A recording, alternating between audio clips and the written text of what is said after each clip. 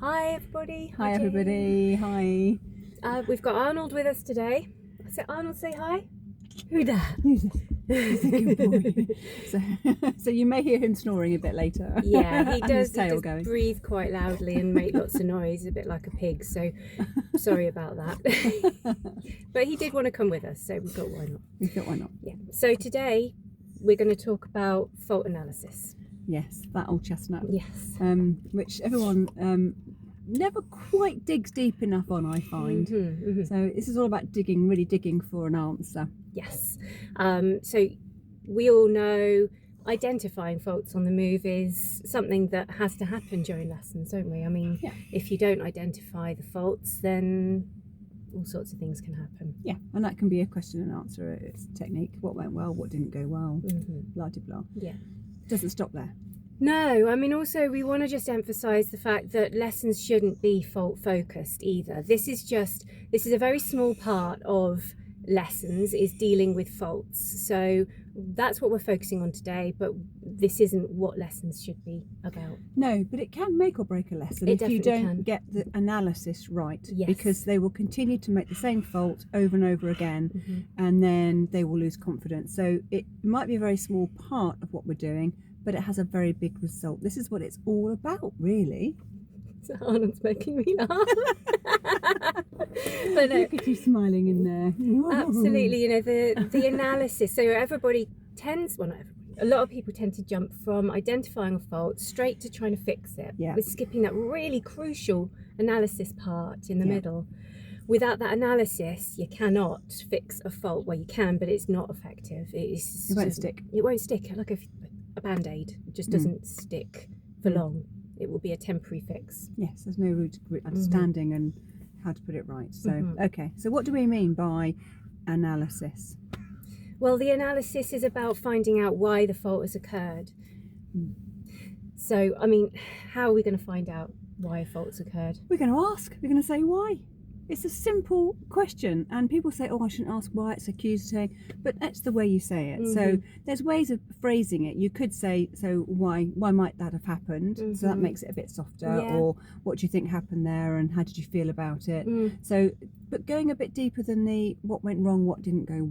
Yeah, what went well, what didn't go well, what you're going to do differently. Yes. It's like, before you get to what you're going to do differently, you need to find the root cause of why the fault has actually occurred. Because without the root cause, the remedy or the strategy that you put in place isn't necessarily going to work, because you're just guessing. You're just guessing at perhaps why the fault's occurred. Ask them. Yeah, ask them. And they may not know, to be fair. They don't always know. They go, I don't know. Or I forgot.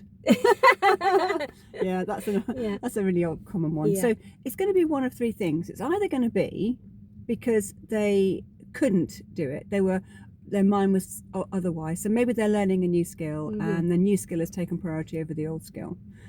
I can't look at Arnold. So yeah, like you're talking like a physical thing. Yes. So something that, you know, maybe they've got their seat in the wrong position. You know, maybe they're not got their mirrors adjusted correctly, or maybe they're using their foot in the wrong position or something on the pedals that's causing an actual issue with control. What else could be causing a fault, Jane? What other sort of things? Well, there could be knowledge, so understanding of that. So they may not realise they were actually making a fault. They might not know. They might go, I don't know what happened there. Yeah, or there's just a gap in their knowledge. So, you know, maybe let's say someone's coasted round a corner.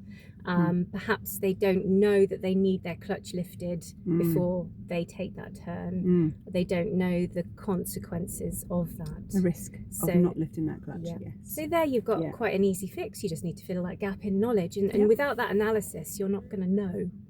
No. That you just say put your clutch up or bring your clutch up, and they won't understand what the risk is if they don't bring the clutch up. So back to risk management in that way.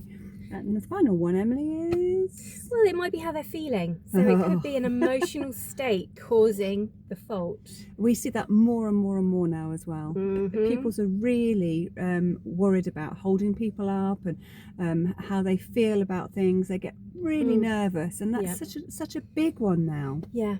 You know, if someone was, you know, if you've got a pupil who it drives up a hill and stops very abruptly, pulls a handbrake on before they've stopped completely, it's not necessarily that they don't know that they shouldn't be putting the handbrake on. It could be that they're so worried about rolling back that they're just preempting that rollback and pulling the handbrake on. Oh God! Yes. So we need to deal with that emotion, that feeling, that anxiety. Yes, address it. Address it. Yes, And analyse it. Yeah, exactly. Analyse it and work out, what they need to change in their mindset to get beyond that, what you can do. Because then you can find a strategy that's going to work Yes. based on that analysis. Good.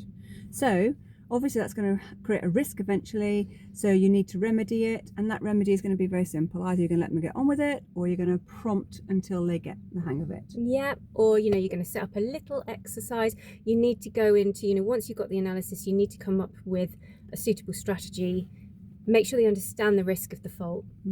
But yes, definitely the strategy can only really, effective strategy can only come from a good analysis. And I think that's really all we've got to say. Yeah. Now, please, everybody, leave comments and tell us what you would like us to talk about in our next video. Give us feedback on this one. We really appreciate it. Hope you enjoyed it. And keep following, keep watching. See you soon. And hope to hear from you soon.